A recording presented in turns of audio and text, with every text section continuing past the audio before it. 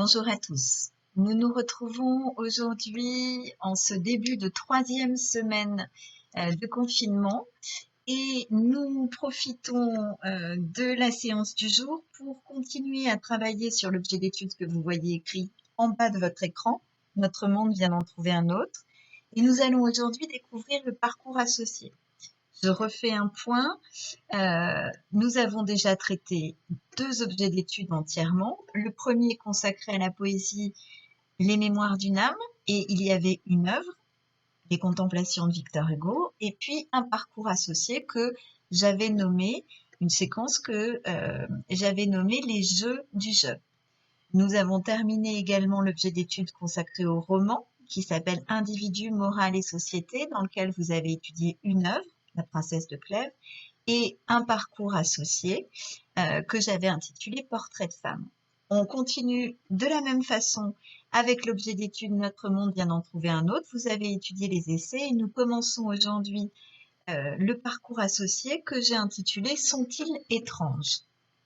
Vous avez évidemment face à vous votre cahier, votre classeur de quoi noter et je vous invite évidemment à prendre en note ce qui vous semble le plus important, ce que je soulignerai peut-être à l'occasion. Notre monde vient d'en trouver un autre, donc je vous l'ai dit, c'est une œuvre essai de Montaigne et puis un parcours associé. Dans ce parcours, nous allons regarder ensemble 3 textes. Sur ces 3 textes, il n'y en a qu'un que vous présenterez à l'oral du baccalauréat. Je vous indiquerai lequel plus tard. Alors, pourquoi vous présentez 3 textes? Parce que vous savez que cet objet d'étude a une particularité, c'est que c'est l'objet d'étude sur lequel porteront forcément la contraction de texte et l'essai pour l'écrit. Donc, ça veut dire que même si à l'oral vous ne présentez qu'un texte, moi je veux que vous en lisiez plusieurs de façon à avoir des références à faire dans votre essai. Donc, les œuvres en question, les 3 textes en question. Vous avez tout d'abord, vous lirez tout à l'heure, un extrait de Histoire d'un voyage fait en la terre du Brésil de Jean de Léry. Vous voyez que c'est publié au XVIe siècle, donc au même moment où Montaigne écrit Essai. Jean de Léry, c'est un écrivain, c'est un voyageur. Il va notamment passer plusieurs années auprès des Indiens du Brésil. Donc, contrairement à Montaigne, ce n'est pas un philosophe, mais contrairement à Montaigne, il va lui vraiment rencontrer les Amérindiens. Le deuxième extrait, c'est Louis-Antoine de Bougainville. C'est un extrait d'une œuvre qui s'appelle Voyage autour du monde. Vous voyez qu'elle est publiée bien plus tard, au XVIIIe siècle. Bougainville, comme Léry, c'est un navigateur et un explorateur français, et c'est le premier à faire le tour du monde pour le compte de la France. Pendant ce tour du monde, il va à son tour aller au Brésil, découvrir le Brésil. Et pourquoi est-ce que vous avez tout d'un coup un petit bouquet qui s'est affiché sur votre écran? D'abord parce que c'est assez gai d'avoir un bouquet en cette époque où nous sommes tous enfermés, mais c'est aussi parce que Bougainville va rapporter d'ailleurs, c'est très incorrect rapporter de son voyage une fleur à laquelle on va donner son nom en France. C'est la bougainvillée. Donc, c'est la fleur que vous avez ici. Donc, si un jour dans un jardin, vous voyez des bougainvillées, vous pourrez faire les malins et dire que le nom vient de Bougainville, qui est allé au Brésil au XVIIIe siècle. Et c'est lui que nous étudierons en lecture linéaire que vous présenterez donc à l'oral du baccalauréat.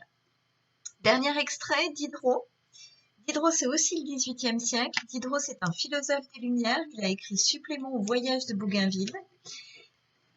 Vous voyez qu'il fait référence à l'auteur précédent. Alors, pour une raison toute simple, Diderot n'est jamais allé aux Amériques. Par contre, il va partir du livre de Bougainville qui a été publié l'année d'avant et il va reprendre un des personnages que vous rencontrerez dans l'extrait que vous lirez, le personnage du vieillard, et il va imaginer une œuvre complète, Diderot, qui va être un dialogue entre ce vieillard et un Européen. Il va faire dire à ce vieillard, en fait, je ne veux pas de vous sur ma terre. En fait, Diderot va dénoncer ce qui va arriver aussi quand les hommes vont découvrir l'Amérique, c'est-à-dire oui, c'est formidable parce qu'on découvre un nouveau monde, les idées évoluent, on ouvre sa vision du monde, etc. Mais d'un autre côté, c'est le début d'un commerce avec les Amériques qui va donner naissance un peu plus tard au commerce triangulaire, c'est-à-dire à l'esclavage des hommes d'Afrique. Et puis, évidemment, au massacre qu'on connaît concernant les Amérindiens. Donc, vous avez 3 textes ici.